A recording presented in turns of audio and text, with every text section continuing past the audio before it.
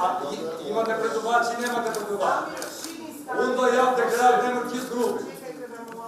Тензично на почетокот од јавната седница по жалбите на обвинетите за терористичкиот напад на Кумановското диво населје од пред 4 години. Пцости кон петчлениот судечки совет. Ова е Албанија, говорете на албански.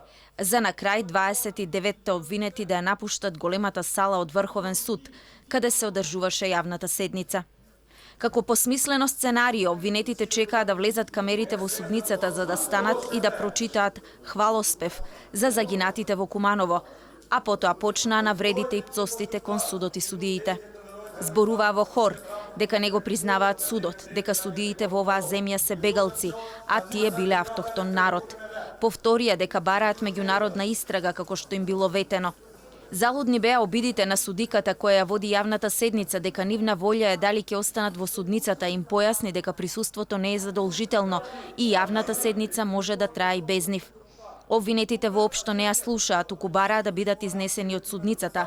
Се откажаа и од нивните адвокати, им забранија да зборуваат бидејќи цела година воопшто не ги посетиле во затворот. Јавната седница во апелација која е закажана за денеска и утре ќе продолжи без 29 обвинети. Постапката ја следат само тројца, од кои за двајца првостепената пресуда е ослободителна, а еден е со 12 години затвор и е во куќен притвор. Во диво населје обвинети се 37 лица, од нив 4 денеска го известија судот дека нема да присуствуваат на јавната седница, а жалбите до второстепениот суд да ги образложат нивните адвокати.